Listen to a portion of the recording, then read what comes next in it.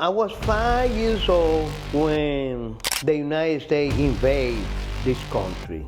I used to play with tanks and soldiers and little soldiers and stuff like that.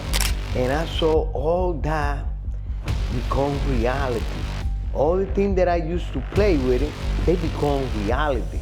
1 o'clock in the morning, we was running from my house because all the bombs were falling. Bombs? And yeah, bombs, all kind of crazy stuff.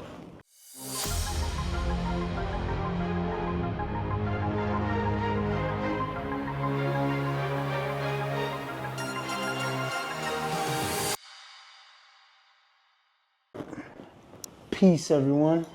Welcome back to another episode. Today, we have a very special guest, somebody that is incredibly wise, very intelligent, had a very hard life.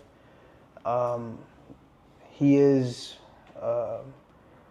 one of the most respected people that I know, someone that I love a lot, and that is my uncle. And so yeah. Today's going to be a very special interview. We flew out here to the Dominican Republic to have this interview, and I hope everybody enjoys it. So, Theo, if you could introduce yourself. My name is Rubén Peña. I'm Dominican, as you can see, and I try to have a nice interview for my nephew, something interesting and enjoyable. Yeah, we always talk about a lot of politics. You read a lot. You've read a lot of books. You spent a considerable amount of time reading, so you're very knowledgeable. And our conversations, a lot of times, you're educating me on history and your views on like things that are happening in the world. Since you've read so much, are different than most people. You kind of can foresee a lot of stuff. And I just kind of wanted to get your a little bit of your history, for the camera, for the audience, to kind of know who you are. You spent 35 years in prison, and that's a big part of, what we want to talk about today. But if you would, can you kind of go into your early childhood? How was that? Of course. Excuse me. I can say I got a nice, not for everybody else, maybe you would say that he have a rough childhood. But for me, it was a nice one. And one of the things that make it nice is that I was 5 years old when the United States invaded this country. I used to play with tanks and soldiers and little soldiers and stuff like that. Mm-hmm. And I saw all that become reality. All the things that I used to play with it, they become reality. Like 1 o'clock in the morning, we was running from my house because all the bombs were falling. Bombs? And yeah, bombs, all kind of crazy stuff. And at 1 o'clock at night, it becomes. That's something that I don't think everybody got the opportunity to see. That they become right there. The United States throws some crazy light and everything become clear like a day. And And I saw the tank and the parachute coming down. And I saw the Jeep coming down in parachute like that. Jeeps coming down in parachutes? Yes. Soldiers, 42,000 soldiers came down. And all kind of crazy weaponry. That was an experience that, and I can't find nobody from my childhood that saw that, because everybody left the city before us. So we were the last people in the city, and I saw that. And it was always fun to remember that. That's a fun childhood memory. Right. So I went to school. Everything wasn't fun with the war because I can read when I was 4 years old. By the time of the war, I was 5. When I came back to school, I don't know nothing. I don't know how to read or nothing like that. And I coming to find now what happened to my brain reading a book named Decline. And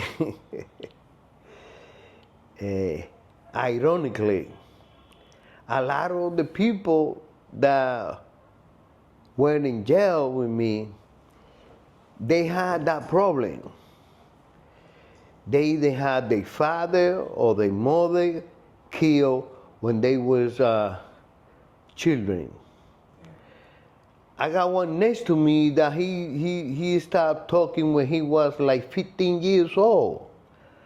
After that bad experience with his family getting killed in front of him. So,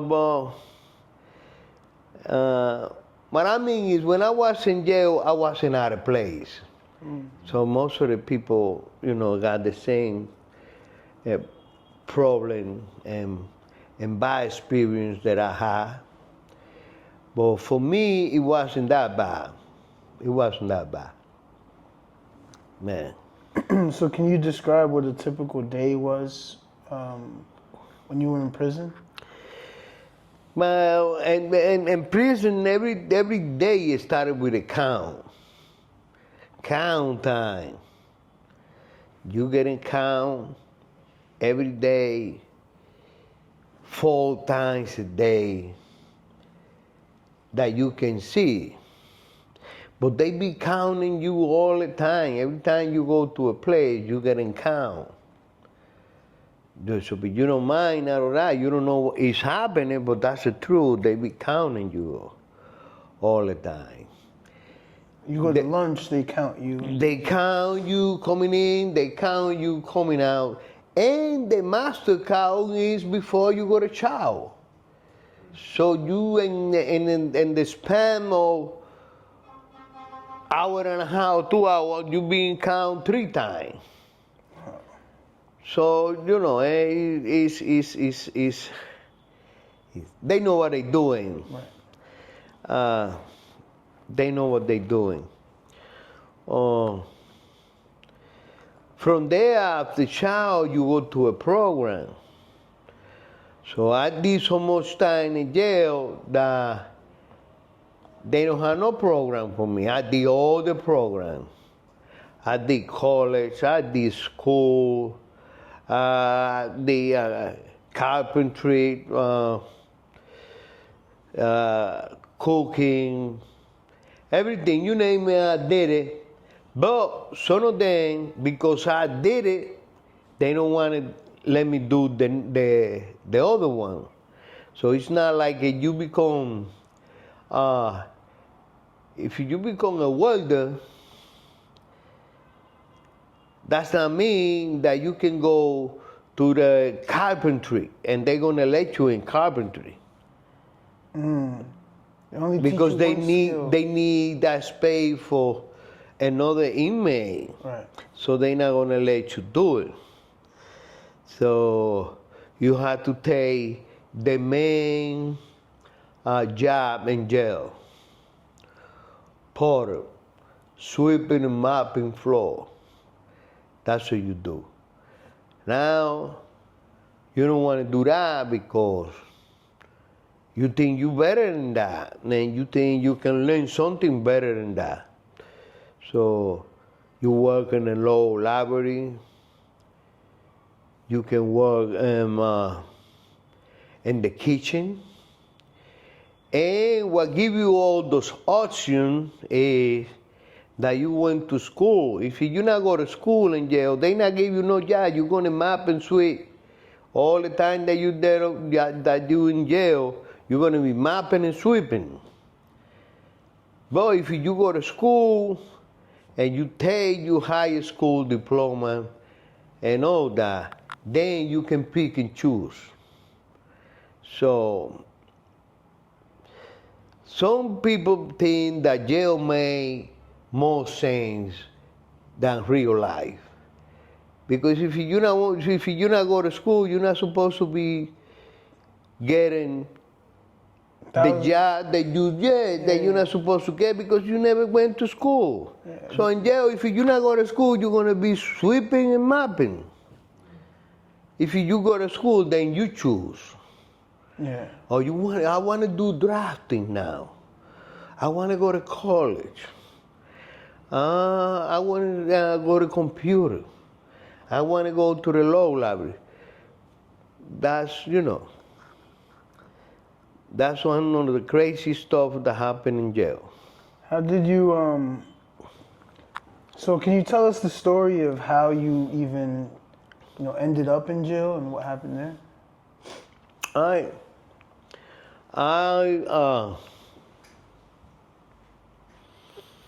like to work. I like to get myself involved in the productivity of the country, whatever it is. But in the 80s, it was $3.50 an hour. And you pay like $700 for an apartment. You getting $350, that's 100. You ended up with $126 a week.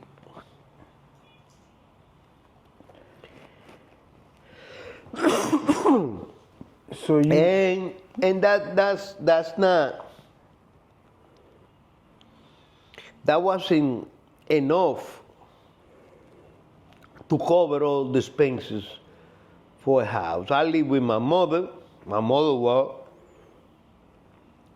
But my two little brothers, they wasn't working. So my mother bring like $179, and I bring $126. I needed to do something to make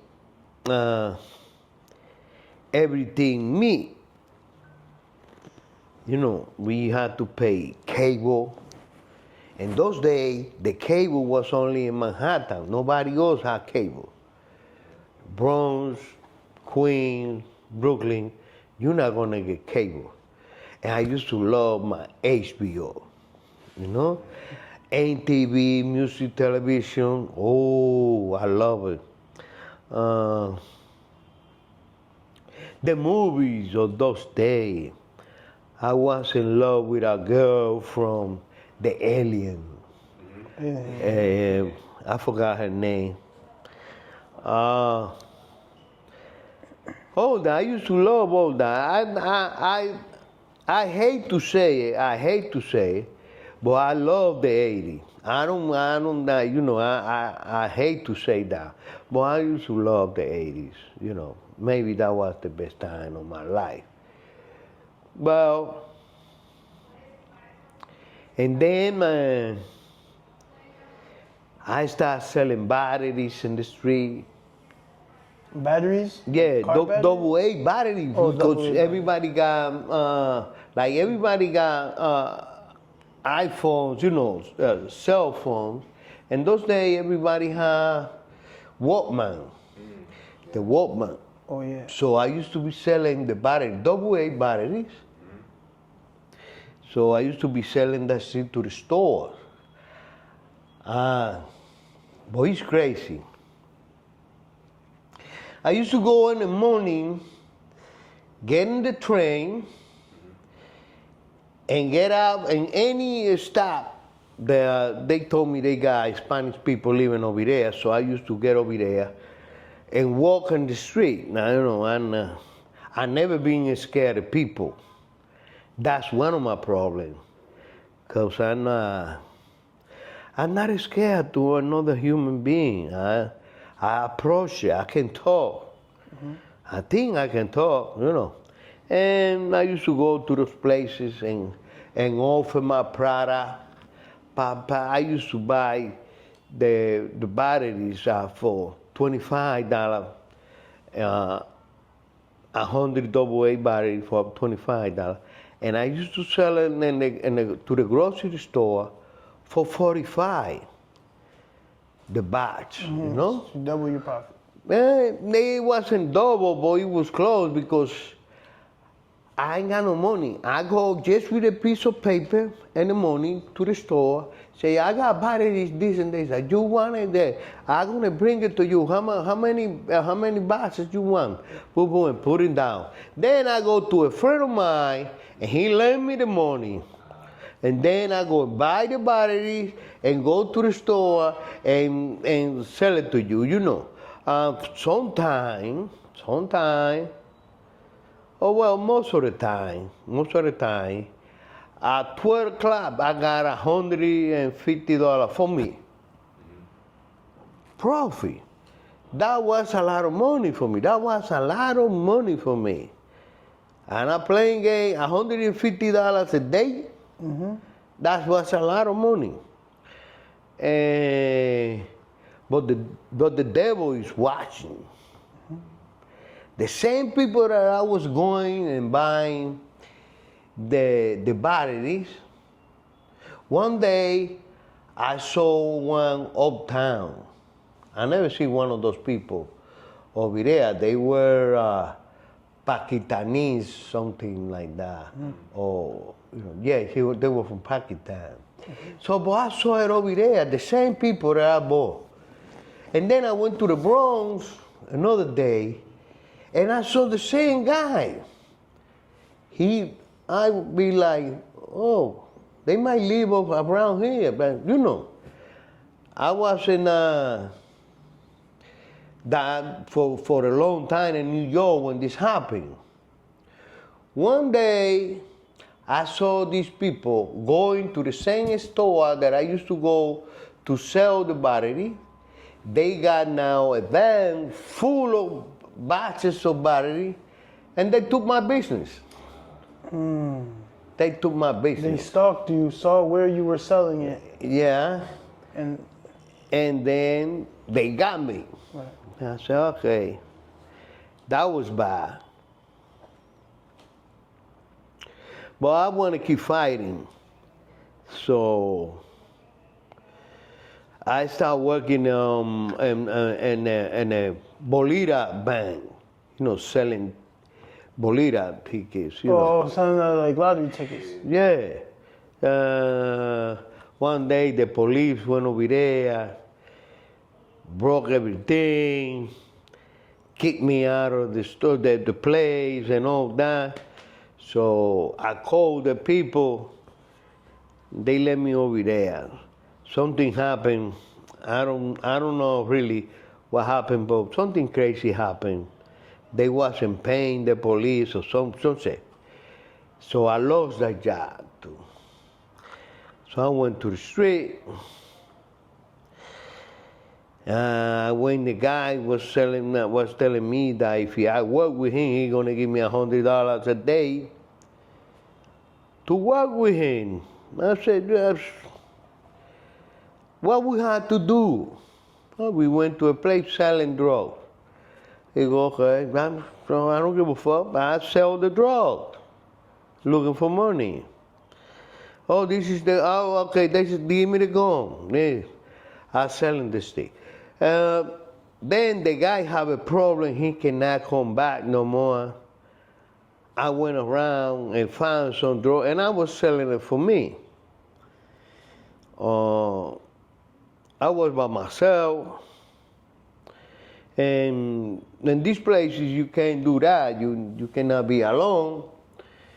And then I got a spot. I was selling like, sometimes close to $3,000 a day I was selling. So that was like, more than half was profit. It was $100 a grand, you know. So I was doing good. I thought I was doing good. And they went over there and they told me that I can sell no drugs over there because that was the area and all that. I don't understand none of that. I don't understand that. How you gonna tell me you can do it and I cannot do it? So I pull out a gun and I ended up with 3 bodies. Left over there, went to another place. Then I find out racism, a stupid racism that you Puerto Rican and I'm Dominican, and that's why I want to fight you. And the dude was talking shit to me, and I shot it in the chest. We died alone. I went to another place to buy some weed, because I got that problem. I was smoking weed. I went to buy some weed. And you got these young dudes, I'm talking about 14, 15 years old, girls and boys. And give me some change, can you give me some change? But give me some change, give me some. You give it a chance and they tell you that they want more, and it's like they sticking you up or something. Then they start cursing you out, telling this and that. Then at that moment they did it to the room, man. I pull out Uzi, I shot everybody over there. Wow. So they I had to leave that place too. So after jumping violence, I don't think it was violent. It was I got scared. I mean, I shot it. You know, no, I'm not a violent man. Hey, don't tell me that. See, I got scared. You scared me. You're a terrorist. You tough and all that. I wasn't into that. Mm-hmm. So I shot you. That's what happened. And I had to do 35 years in jail for that, for all that stuff. Did they, was it something where this happened all in one day, like? No, that's not happened, Over time? Yeah, different scene. Yeah. That's all that happening. Something like a month and a half. What was your, how did you feel during that time? Were you angry? Were you, nervous, scared, in fear? That's one of my problems. That's one of my problems. I had to find that out. In those days, I ain't got no empathy. That was like nothing was happening. No emotions? No, none of that. Yeah. None of that. I was crazy. Later on, I find out about that, and it was crazy the way I found about empathy. Can you tell me about that? I went to the board with 33 years, and they hit me with 2 years. Can you believe that the same man that went to jail in 84 was the same man 33 years later? That's the truth. When I went to the board, the guy looked at me through a TV and told me, "Yes, I can tell you, you're not going nowhere." And I think that he wasn't supposed to do that, but he said it to me. And He said, to get this straight, the guy at the board, like at the board, his name What's at the board? was Cruz, but not Cruz. Everybody think this guy is Spanish, but it's not Cruz like we write it. Yeah. It's like Cruce, right? That's his name, Cruz. But people talk about him because everybody, let me tell you something, everybody in the school, most of the people in jail, they don't went to school, they don't know shit. The most ignorant people are in jail. It is a problem. I think that's what I was mad when I was in jail because I used to say, what are I doing with all these stupid people around me over here? Because that's crazy. You know, people easy to manipulate. They think they know everything, but they don't know shit. And so this guy told you that as soon he saw me through a TV, he said that you're gonna be here a long time. yeah, he said, well, I did 33 years when I went to see him. Oh, so you have already did 33 years. And when he saw me through the TV, he said, you're not going nowhere. I was like, what happened? I went to college. I doing my program. I got a long list. I got the longest list of misbehavior report in the history of New York. I got all the tickets. You name it, I got them. Fighting, stabbing, weapon possession, selling drugs, using drugs. They give me one time they give me a ticket that is not in a rule book. The name of the ticket was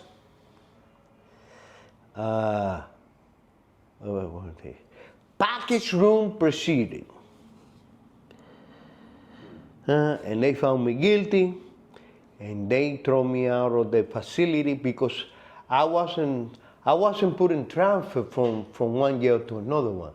They used to throw me out. One time they grabbed me in the yard, shackled me in the back, and told me, I don't want you here, and put me in the box and sent me to downstate with no property, nothing, just like that. But it's so hard for me to hear this, and I know you, and you're very kind, like very respectful. You've met him. We talking to him. We spent time with my uncle, and it doesn't seem like anyone has any level of violence at all. And you know, when my mother passed away, you know, I had to go through all her things and sort things out. And one of the things that I found, which I still have, all of it saved, they are my uncle's belongings, really. It's the letters that you would write to my mother. And I have all of them, and they're beautiful, you know, very positive. You know, I've read a few. There's so many. I just read a few. And really like 2 or 3 of them that I saw pictures that my uncle drew and things like that, and it's just like, you know, what a great person, you know, which he is a great person. So it's mind blowing to kind of hear, you know, how all these things transpired, you know. And listen, I learned about empathy. Yeah, I want to know more about that. Yeah. From the less expectant person that anybody can imagine.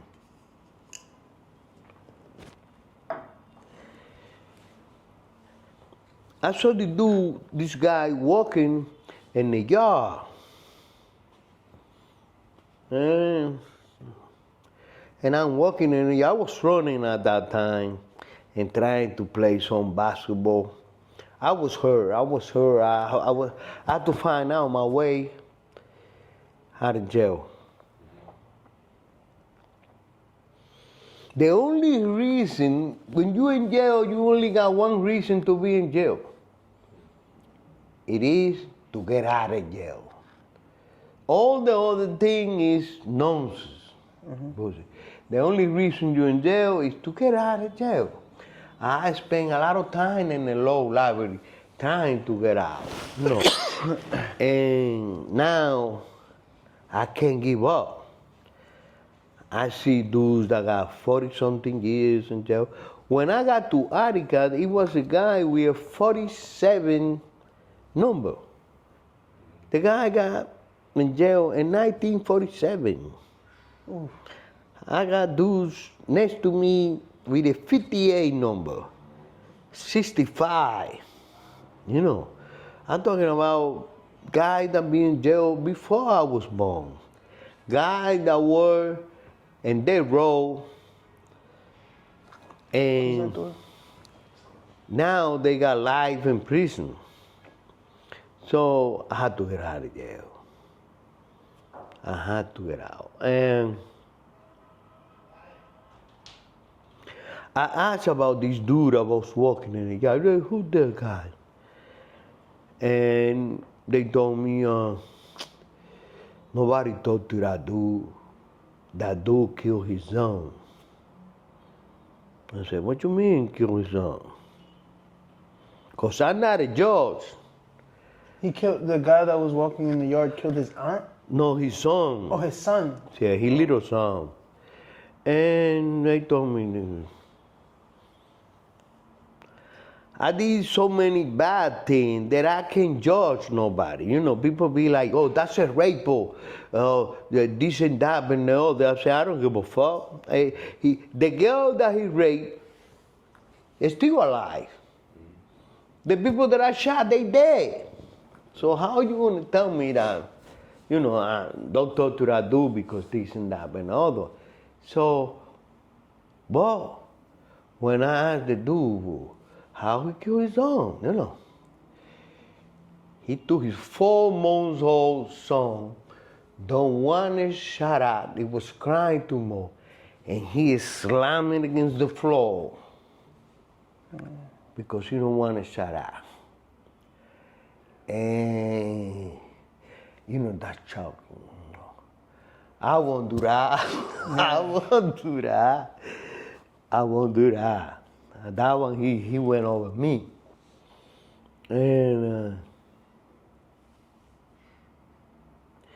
he working in the front, and they put a sign that say parole board preparation. Well, that's me. A sign. They call me, I see the dude over there.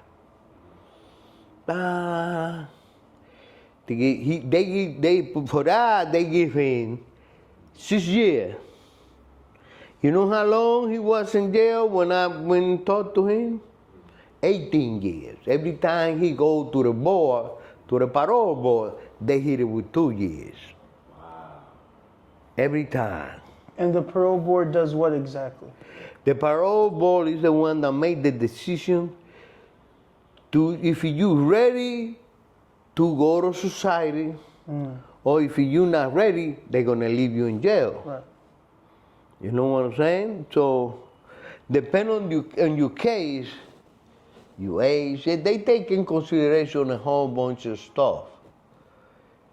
You know, like, let's say the Son of Sam. You ever heard about the Son of Sam? No. David Berkowitz. In the summer of 1978, if he found you in the park kissing your girl, he killed both of y'all, you and your girl. Yeah. And there is a movie named like that, The Summer of 78. Look at the name David Berkowitz. He killed a whole bunch of people, and they give him 20 years, right? Mm-hmm.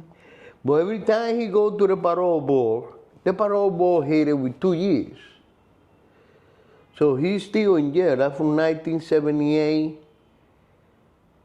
to 2024. to 88 to 98 to 2008 to 2018, and now he go almost for 50 years. So they do it in 10-year increments? No, the 2-year increments, yeah. So he's every 2 years he's getting reassessed. Reassessed. Yeah. You see it right there. He used to laugh on top of me. Wow. Yeah. In Sullivan Correctional Facility. Yeah. Yeah. It was me. But what I want to tell you is that this dude that killed his little son, he told me, you have to show remorse. You have to show empathy. You have to show that you're not that man that you was. You know.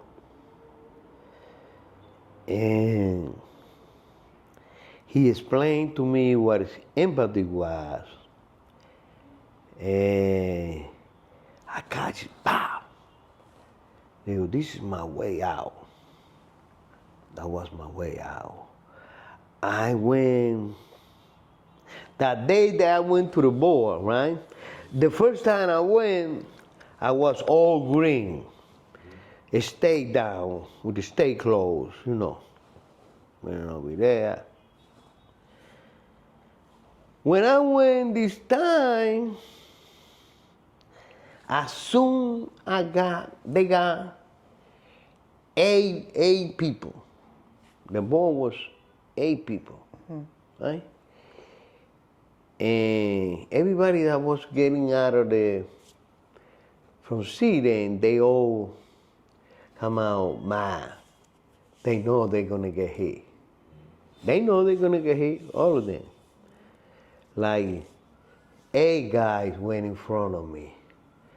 When they called me and I went in, the main guy started laughing at me.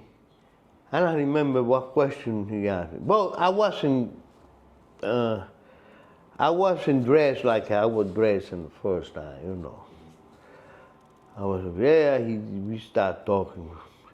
Told me, but you speak very good English. No, he told me, you speak very good English. I said, nah, I just fronting. I just want to impress you. You know, and he started laughing at that. And then he became serious, and he told me, I never see an email with this misbehavior report record. Nobody had this amount of misbehavior report in jail, regardless of the time. What happened to you? You try to impress everybody and be a bad boy? Or what happened to you? Explain to me, because this is not possible. And you know what I did, right? I agree with him. I don't know why all that shit happened, and I'm not gonna be looking for explanation, how explain it to you why you did what you did. I just agree with him. That was exactly what happened to me. I tried to impress everybody, you know. But I don't do nothing to impress nobody. Just, that's what you say, I agree with him. Whatever you say, that's the truth. And then he asked me the question that I'm ready and I'm waiting for. Any remorse for what happened? And then I see when the Chinese lady that was in the corner moved to the next chair and look at me. I got you. I got you. Then I showed her remorse. You know, they understand.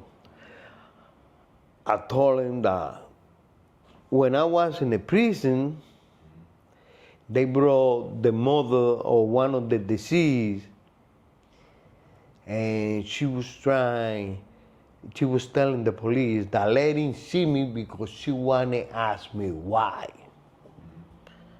You know. And I told him that. And that hurt me. That lady was crying, that she wanted to see me to ask me why. You know. And that's what got me out. Some people think that, no, because you got too much. Only one Dominican had done more time than me. 36 did. Man. But that one don't have 33 from the beginning. I had to do 33 from the beginning. Right. This dude came to do 15. And doing stupid shit, ended up doing 36. You know? No, it's not the same. Now I got friends that they started with, I got a friend that started with 250. Yeah, 250. He started. I got another friend that one hurt me. I know some people you feel bad for them, regardless of what it is. He went to a disco with his cousin and part of his family. And that's what I asked you if you're from Guyana. No. Okay. And he's a biologist. He worked in a Presbyterian hospital, but not in 168 and 68th Street. You know the one over there? The Presbyterian. Yeah, the Presbyterian in 68th Street. Mm-hmm. Okay. So he's great counting blood cells. Mm-hmm. You know, they always ask for him that he do the count when they're gonna make a big surgery in somebody important. They only bring the blood to him. Yes. In that hospital. And he was doing great. He got a beautiful girlfriend and everything. And he bought a gun. He got a gun in his house, in his car. You know, he always got it over there. And he went over there. His cousin got drunk. And the bouncer took him out of the disco. The guy come back again, and the bouncer took him out of the disco. So the bouncer one time slamming against the floor, you get the fuck out of here, you drunk motherfucker, whatever. Saying over there. He don't like that. And he went and got the gun from his car and shot the bouncer 4 times, killing him. What he didn't know is that he killed an off-duty police officer. Yeah. And they give him life without parole. for that one. His cousin went to testify and say that he never told him that shot that man. That's what he said. That he went to defend him, that his cousin that loved him and all that, but he never told him that shot that man. They give him life without parole. He is one of those 212 guys out of 55,000, 212 that had that sentence, life without parole. 212, he's one name. When guy went to college, he studied like a dude, like a dog. He Studied all that time to then not be able to do anything with his life because of that situation. Exactly. He lost everything. And he didn't personally shoot the guy. Yeah, he did shot him. Oh, okay. But his cousin, when they asked his cousin about why he did that, he said, I never told him that shot that man. Oh. You know, like you go for your brother. He just did it for he did it on his own. Yeah. And that's what he did it for you. Yeah.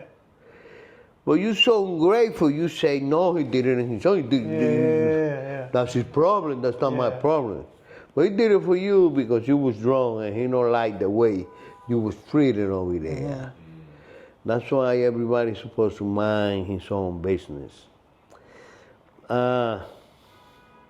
Before I met him, long time before I met him, this happened January 1st, 1987. I was in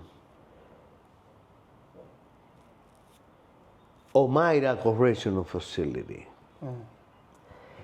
They got something they call meso rate. That means that if you don't want to go to meso to eat, you go to the gym. That's what that means. So I went to the gym.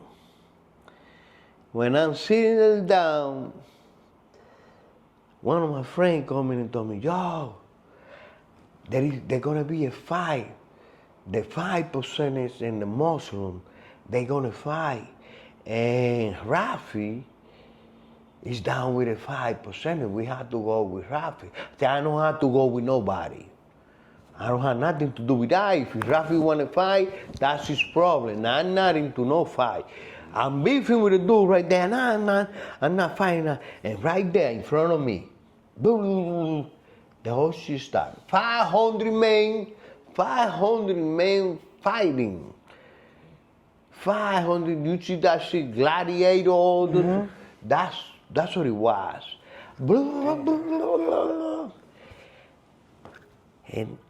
And I jet through the fight. You know, I went like this, running, what? And I crossed the whole gym to the other side and took the stair all the way to the top of the stair. And I was over there. So it was 501 men. 500 fighting and me. I was over there. I'm telling you this because, you know, I only used to mind my business. You know, you had to mind my business. So I went all the way over there. I was over there, the 5-star. And the police came, 50 police came with stick and went around the fight. They train for that. You're not trained to be in jail, but they are training for that. Yeah. They know what to do. You don't know what they're gonna do, but they know what they're gonna do. Yeah. So they come around, and when they finish the run over there, they surround the whole area. the sergeant said, yeah, go. And they went with the stick, beep, blah, blah, beep, blah, blah, hitting everybody. Bam, bam, bam, bam, bam. That was for them. So they don't know I was over there, no la. You know, they don't know I was all the way to the top. So they popped me up with that group and sent me to Clinton. And I was in Clinton. Oh. And Clinton is, you went there, you went to see me there. Yeah, but that was the third time that I was there. So when I was there in '87, it was a crazy place, you know, ain't got no, it was open like that. They got that thing that you use the snow that you jump. What was the name of that stuff? The skiing? Yeah, the skiing, yeah, but you only got one thing. You come in, ooh, and everybody was breaking, you know, and and then they got 3,000 men in this facility, and the recreation period was from 9 in the morning to 9 at night. This is the coldest place in New York. Dinamora, Clinton Dinamora. It's in the mountain over there. And that shit is crazy cold. And I was there not for a long time. One dude was tried to see a nurse, you know. Stalking the nurse and shit. And the stupid Puerto Rican dude climbed a building like that building like there to get in the window to see the nurse. He could escape. I don't understand this dude. I told him, I saw him later on, and I told him, but you could escape. How you do that? And he went over there in the window, pull out his penis and start jerking or looking at the nurse. The nurse saw him over there and started crying. He came down and ran to the yard. So the yard is full of people. But they came looking, we heard, looking for the guy that did that. So when they found him in the yard, they start beating him up with a stick. But there is so many inmates over there. Everybody start throwing rocks at the police. And the police had to start running with the nurse. Now the police from the tower start shooting at everybody. Bang, bang, bang, bang, bang. Bang, they start shooting people like crazy, like 12 guys got shot. And they popped me up again. I don't have nothing to do with that, right? I don't have nothing to do with the fire in Omaira. I don't have nothing to do with this one either. So they popped me up and they do whatever they want to do. They send me back to Omaira. You know? So where everything started. What was the like? Were you ever in isolation? Oh, I spent a lot of time. I did 3 years in the box, and they call it special housing unit. For those that don't know, what exactly is isolation? It's a cell that you're gonna be there 23 hours a day. You're only gonna come out 1 hour for the sun. You allowed to have 1 hour of sunshine every day, so you only come out for that. What does that do to the mind? What is the purpose of isolation? Well, There is a lot to talk about that. There is a lot. And all the people that have talked about that, there is a lot to talk about that. What can that do to your mind? And how you react under those circumstances. There is some technique. I just say that technique sound crazy. That so for that you can maintain over there.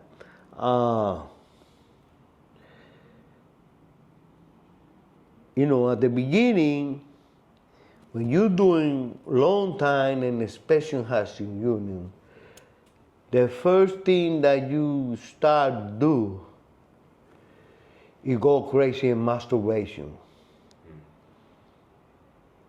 4 or 5 times a day.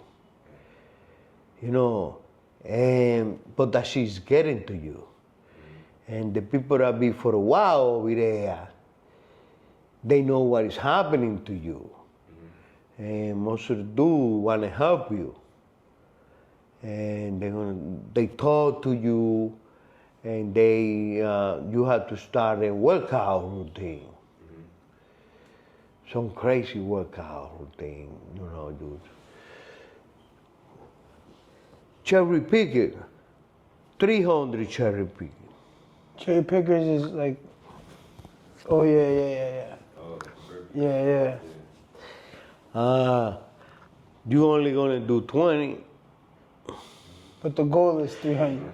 300. If you maintain the routine, in less than a month you're doing 300. Wow. In less than a month you're doing 300. Some people do 20 and they drop because they back blow up. Same thing with push-ups. You see, everything is to the string. You don't have nothing to do. It is 1 o'clock in the morning. The routine starts 12 o'clock in the morning, at night. Because we don't give a fuck. We don't give a fuck. But police can say whatever what they want to say, but we want to do what we're going to do. And we're going to do push-ups. We're going to do 50 a click or 100 a click.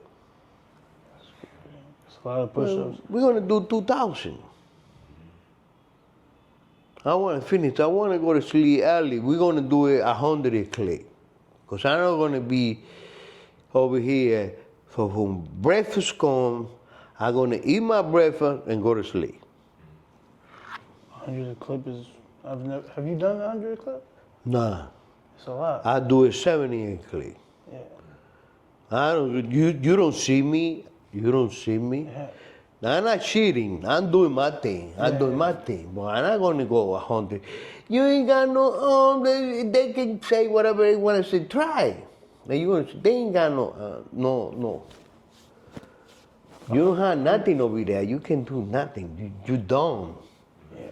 You don't. When you do 100 a click, you do 100 a click, and the next time you come in, you cannot do 70.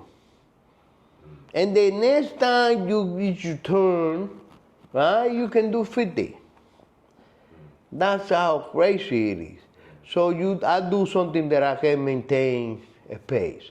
70, I can do 70, Then this one go. It's like 30 cells, And there is 15, 20 guys doing push-up. And do it. When you finish, I go. It go like that. It take time. But you enjoy it. It's better than don't do nothing. Right. You over there thinking bullshit, nonsense. But I used to get out of there with the books. I used to love books. I have read And you I've been thinking about what book I was in. I haven't read. yeah. I mean, spending that much time by yourself in your mind, you know, does the thought of escaping ever, like, how could I escape? You know, the Shawshank Redemption. Oh, it's always there. It's always there. It's always there. But the problem with escaping in New York for a guy like me is, okay, I got out of jail. What I do? What I do?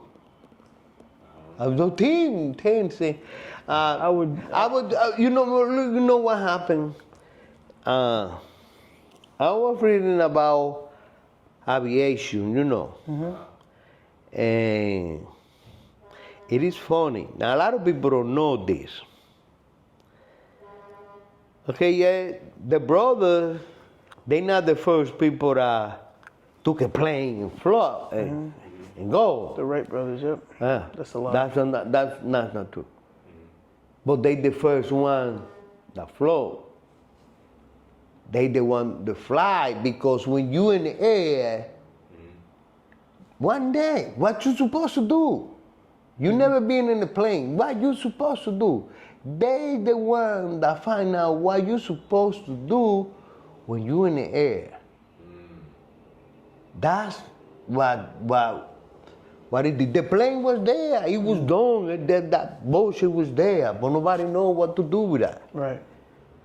It was there. The French people, there was one that flew like a mile and all that. But the problem is, when you in the air, what you gonna do? What is next? What's the next step? And the guy like me don't gonna skate and then let me see if I found a car. Let me see if there is a house over here. I can do that. I'm not gonna do that. When I was the last time I was in Clinton, right after I left, 2 guys escaped from Clinton. I know this joint, you know, the news, CNN, they can say whatever they want to say. You know, because the propaganda, the propaganda machine is big. But I seen the pipe where they escape. I used to see that pipe every day because I used to work behind that pipe. I used to work in maintenance for chopping wood. I used to be the guy that chopped the wood. And you cannot found in jail nothing that caught, make that caught in that. So they cannot tell me, nobody can tell me that they got help from the outside. These people came from the outside, cut that hole over there, cut the hole behind they cell. They did that. You know why? Because they was making a hospital over there. These dudes, they work in construction. The 2 dudes that escaped, they used to work in construction. So they got trained in this environment. These people coming to make a 10th floor hospital inside the jail. So this way they don't have to take you out nowhere. They will go right there.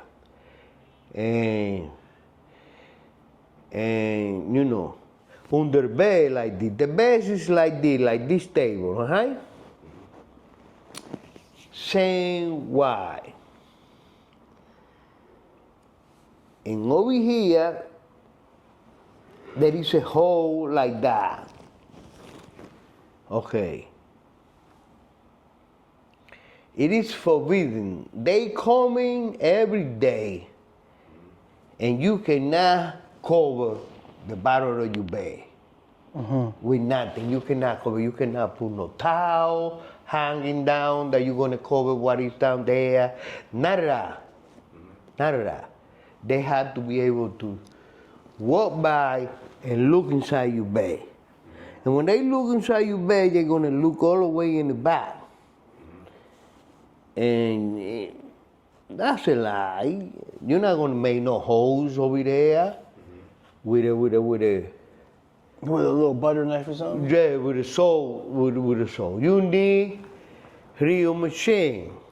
This is we living in half a quarter metal plate, half a quarter thick. That's a machine you need. You need some machine now. You know where did you go? Where did you get it done?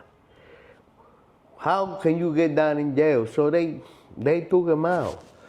Anyway, when they came, the federal marshal that came to get them, they say, she say, I saw it on TV when she say, I brought a tactic team. When they say tactic team, it's a killing team. Tactic, the word tactic means they killing him, right? So I told everybody, oh shit, they're gonna kill him. They, nah, brother, you think you know everything. I said, they're gonna kill him, right? Oh, they told the first dude, they found like 20 miles from the jail. And they told him, yo, throw the gun out. Come out with your hand on the top and nothing gonna happen to you. I throw the shit, come out like this. When he come out like this, they blow him out. That's what they do. That's what they do. That's the reality. That's the reality of what they come in. You have to understand the vocabulary, don't you know? Before that, they say a whole bunch of things that we don't know that they do. Especially that people think that the police from New York gonna chase you if you escape. Nah, they're gonna stay right there. Who gonna coming to see you is the federal government. They coming. They coming. Who the FBI. yeah. The FBI. That's it. Yeah. They don't have. Listen to this one. Can you get him some water, please? Thank you. There is this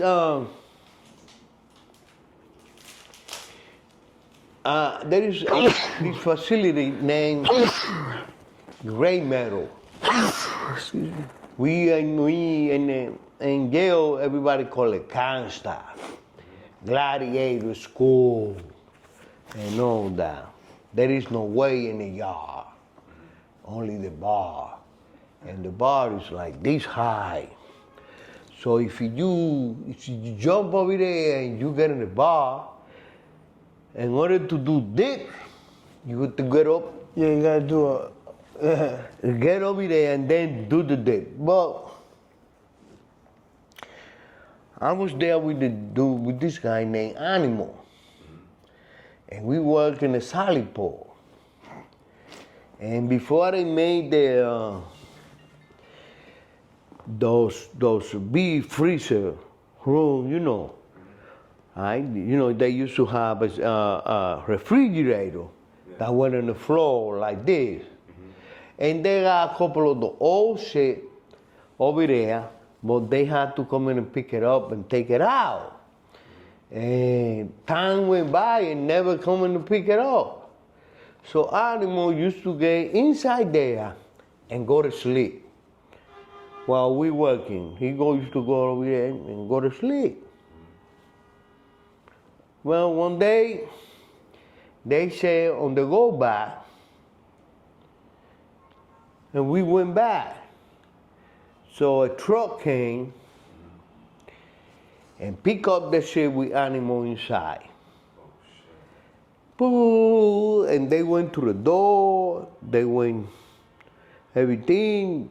The guy got out. But at the time, okay. At the same time, everything that get out of the jail is right after the count. They made the count. When they making the count, then they let everything get out. Because everybody is in his cell. You know, that's the way that works. There is no changing or nothing like that until you are in yourself. You know, that's when that count say clear, then things start moving. Before that, nothing more. Okay. So the count wasn't clear, and they let that truck go. Let. The police coming this way, and other police coming this way and going this way. So what the fuck, this motherfucker don't know. These motherfuckers, they get paid to count and they can't even count. That's what you say. Right? You don't know what's going on. To make fun of them, Yeah. Stupid motherfucker, you get paid to count. You don't know how to do nothing else, and you fuck up the count. And they keep moving.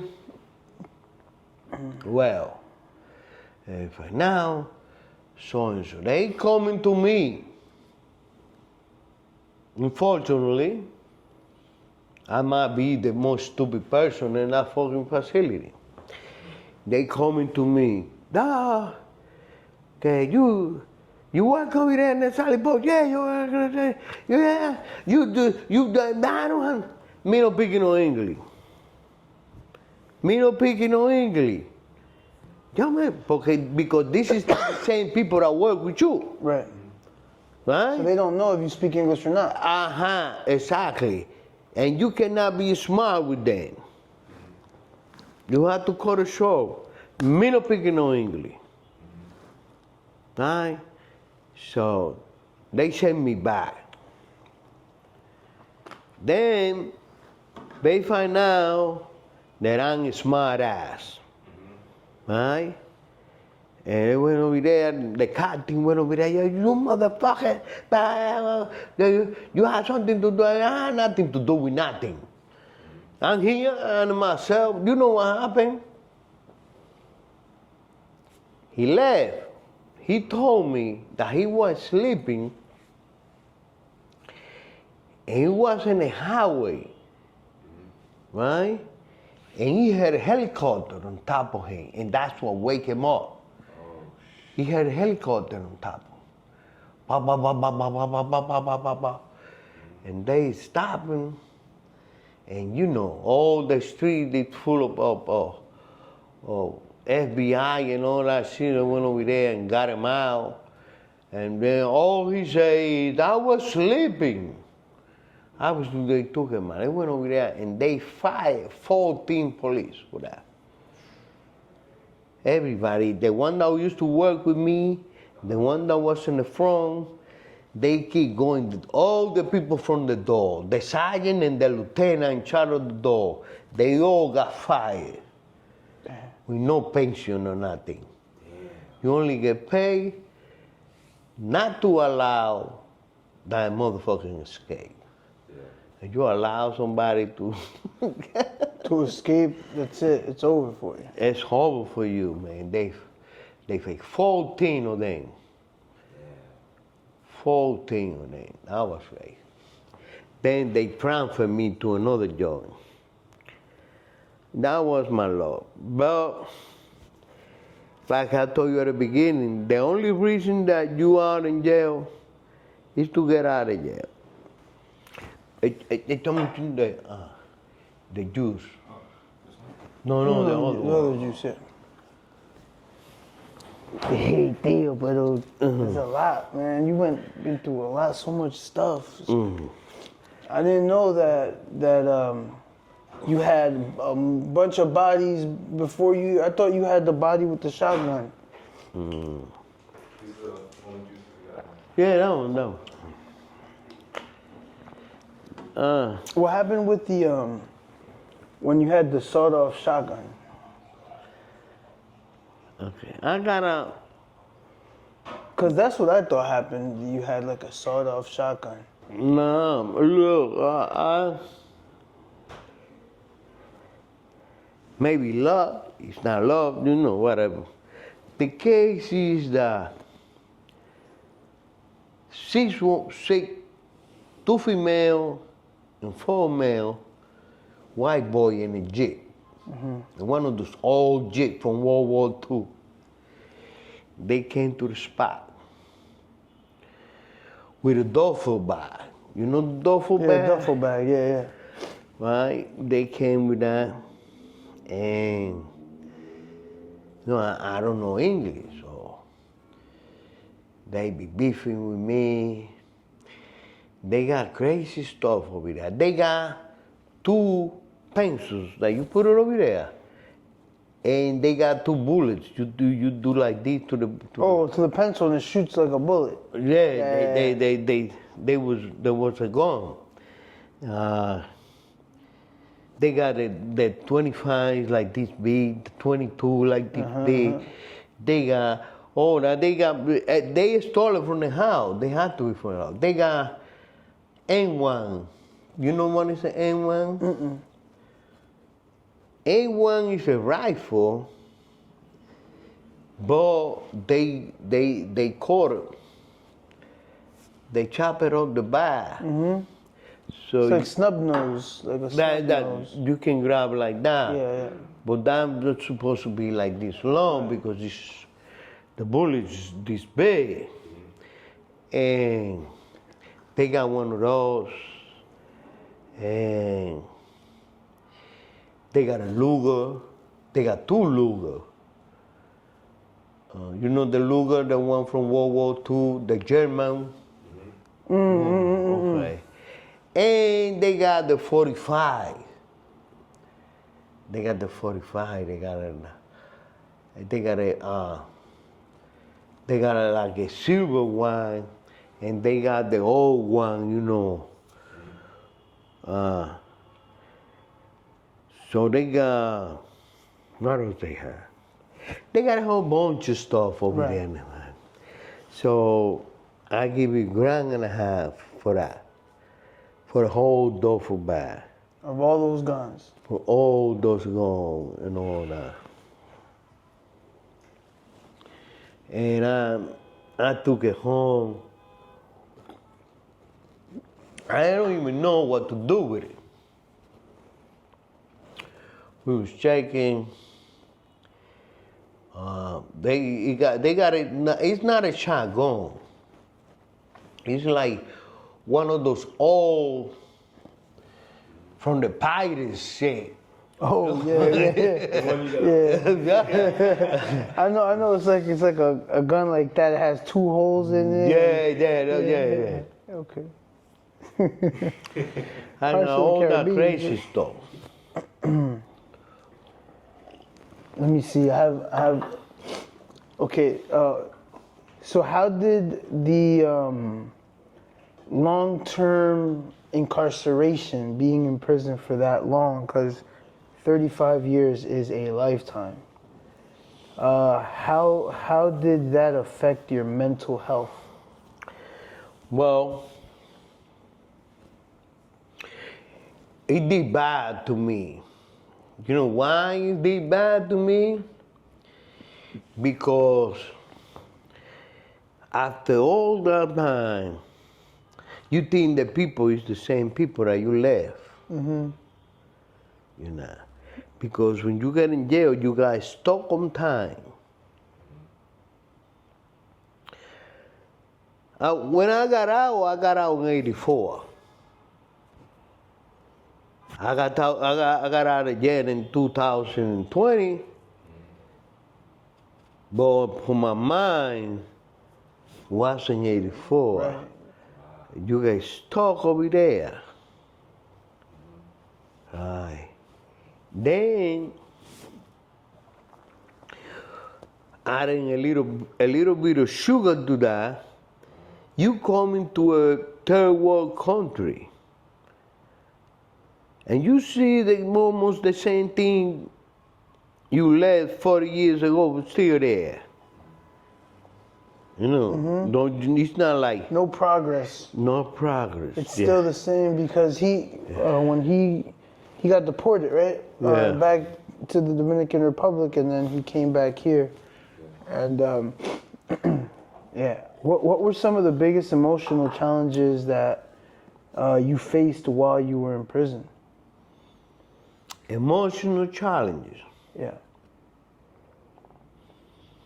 When you people start dying, you know, and you can do nothing about it. No, you can do nothing about it. If even you out here, you can do nothing about when somebody died, but man, it is crazy over there. You know how crazy it is? A Muslim guy, his mother died, and they told him that they're gonna take it to the funeral. But since he's in New Jersey, he had to pay the police in New Jersey to take it there. But he had to pay that, the inmate. In jail? The money? Yeah, you had to pay that. If he's in New York, a state pay for you. But since it is in another state, you had to pay the police, the one that go to take you there. The guy was talking this and that, but not the case had that they buried his mother, and he didn't see it. So the next time he saw the depot security, his name was Snyder. You know how I know his name is Snyder? Because that's the one that grabbed me from the floor, chopped me on, and told me, I don't want you in your jail, and sent me out of there. You understand? So I know the guy. So I was coming from work. I was working in chair shop, making chair. And I crossed between the depot security and the guy. I crossed like this. When I crossed, he hit him with a knife. And man, and they give it like 50 stitches in this side and hit him in the head. And that was crazy. That was one of those moments too for me. You know why? Because when the guy got hit, the police in the tower took a shot to the air. And everybody went to the floor. And I believe in knowledge. I believe in knowledge. Knowledge is power. I was watching the 7 o'clock World News Tonight with Peter Journey when he said that the Supreme Court say that the one in the tower, if he take a shot, one in May is on him. It's on him because they give an open, you know, like they let him to make the decision, and 12 in May got killed and 36 got shot in 1 year. So they took that power from them. Right? That motherfucker don't want to lose his job. You know, everybody went to the floor. Bah! I standing still like this. Me and the guy that hit the police, that hit the depot security. Get on the floor. I don't have to get on the floor. He's not going to shot. He did him. Now, you say, okay, you're a lucky guy, you're not gonna shot. The captain came and took a cane from a guy and called the guy and told him, bang, come on, motherfucker, bang. Huh? And the guy was coming toward him. And then the captain give the order to the guy in the tower, told him, shoot that motherfucker, shoot that motherfucker. I'm telling you, shoot the motherfucker, shoot him. And he never shot. He never shot. Not only that, a tough guy come out, wow. His last name is Machete. Italian guy, his last name Machete. He come out, ah! Well, the guy was taller than him, with the same body complexion. Right? He grabbed it like a piece of shit over here. Hit it in the neck. Boom. Right? And throw it with his left hand out of bounds, because this happened in a basketball court. He threw him out of bounds. The guy get up, ah, and he was crying, going back. Ah. So, I'm telling you because I'm everything that I do, I think, all the decisions that I make, I base it in knowledge. I like to be informed. I don't believe nothing that people say in the street. I don't believe in conspiracy theories. I don't believe none of that. I don't believe nothing that your grandmother told you or your grandparents. You know what I'm saying? I don't believe none of that. I only believe in what I read. In some of the shit are questionable. Yeah. Yeah. So this is gonna be like, cause I want to do another interview. Yeah. Cause this is so much stuff. Maybe do a part 2 if that's cool with you. At another time, maybe tomorrow. Oh yeah, whenever you want. I'm with you. I'm with you. It doesn't matter. Do I show you? Yes, I show you. What? Oh yeah, the phone. Oh, the phone. Yeah. Oh my God. So we he damaged the phone and then he fixed it. And yeah. Yeah. And I had to go. I was supposed to go this afternoon. I go right there. Yeah. I go To the mall here? No, I be around there all the time. I be collecting mangoes in some houses around there. Yeah, for real. And I go to Lope de Vega, the other street, the other big street, not this one. Yeah, the other one. Yeah, this one is around Lincoln. Going down is Lope de Vega, and then I went over there. And they got artists, the company that sell me this. And I pull out the thing, and the girl told me, "Oh, you ahead of me. How was that?" I said, "Nah, I'm a gangster." That's why. Man, I'm glad. So this is the last question for this I guess this moment.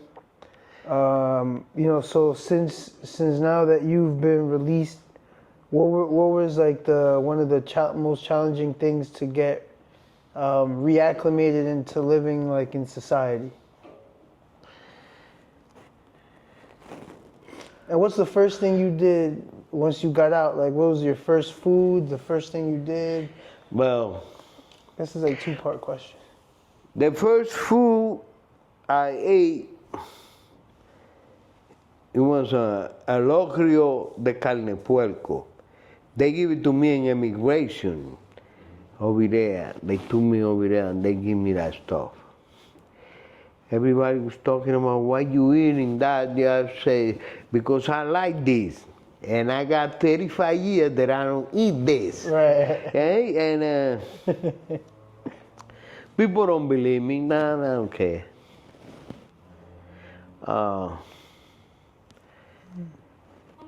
I went to the countryside first, right? When I'm over there, I be the music. I never heard that music before. The new music that's Yeah, dembow. yeah. I never heard dembow. So what the fuck is that? Yeah, and Did you like it? no, I feel like embarrassing because Yes, it does. Yeah. I went to a place where they got it's a dancing place, right? They got a big business over there. They even have a swimming pool. And I'm over here, and these people are dancing, the woman are dancing, they should be like, what the fuck is going on? All new shit, moving that ass, you feel like, Like, what happened to the women? what happening? Crazy. A lot of good-looking women wearing that day over there, and they got a pig, a whole pig for me. Yeah, and they got a lot of drink, whiskey and this and that. I wasn't into that. They give me a haircut. Yeah, I had to get a new one. And the next morning at 6 o'clock in the morning, I was up and I was walking in the street. And I went to one corner and I saw at least between 200 and 300 Haitians in one corner. And I don't understand what all these people are doing over here. And I can see that they Haitian. Right. And I don't know what's going on. And I don't know nobody that I can ask them. And the people that I ask, they got a business, they got a grocery store, but they open like 8 o'clock. So when I come back, I saw a whole bunch of people in the corner. Oh, those are Haitian, they waiting. They come in and pick them up for work. If you need something done and you found, you go over there and they go with you. And they do the job and you pay them, and that's it. Well, I never saw that before. I never saw that many Haitian, period. Yeah. Yeah, the country. Hundreds of them in one corner. Yeah, It's different, brother. It's a different time, so a lot of things have changed. Yeah, but I was so, I feel betrayed. I feel, I don't like to be used. I don't use people, I don't like to be used. I'm not a good person, but I don't be using people. If you're my friend, you're my friend. I'm not gonna put you on the spot. And I got a couple of friends that they came before me. I got a couple of friends that they came with a lot of money before me. And they dead in the jail over here because these stupid motherfuckers thinking it can happen. They set you up so that you can stick up. They set you up for nothing. They say for your phone. If they like the earring, they set you up for that. And they do it in such a stupid way that you say, oh, it was you. Right away. Might as well, might as well tell them you're gonna do it. Yeah. So you know, but they think they know, and then you start thinking the wrong way.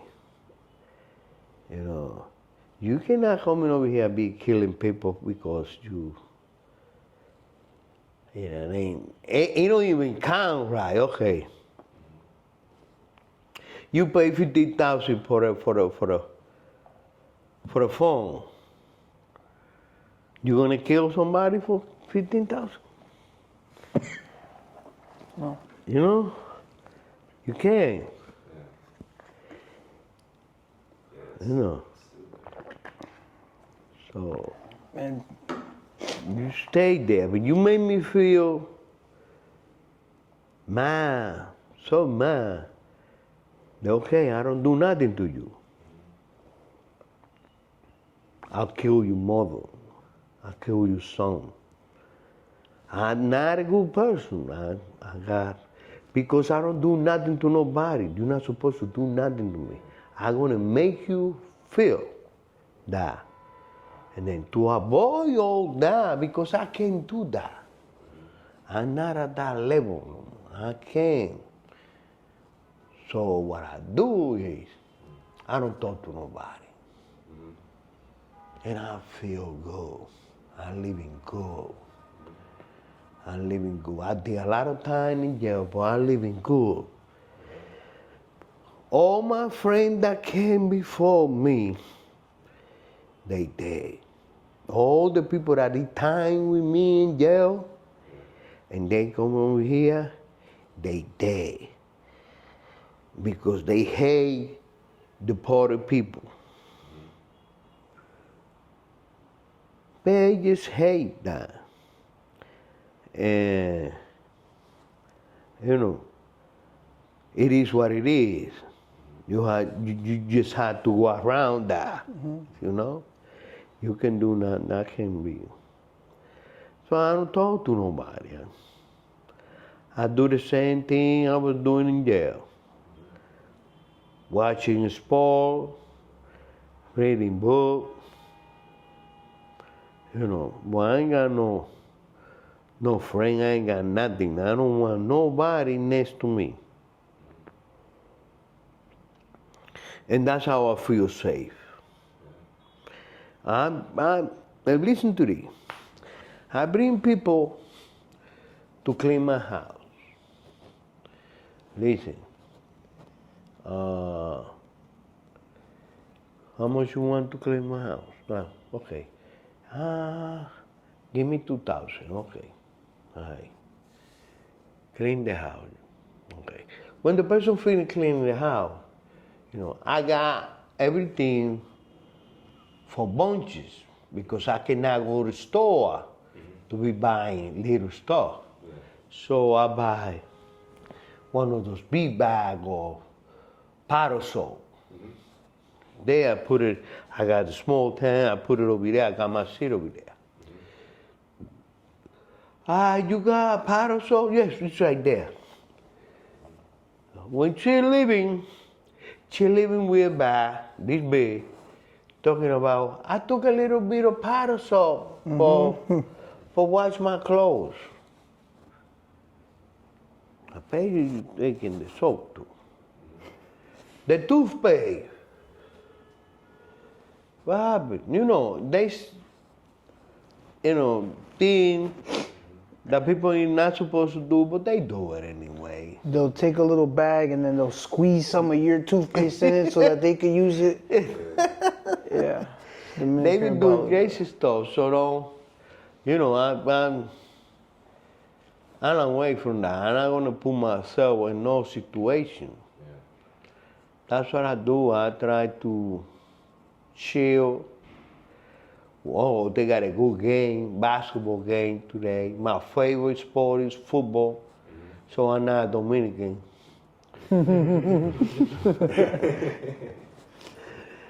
And stuff like that.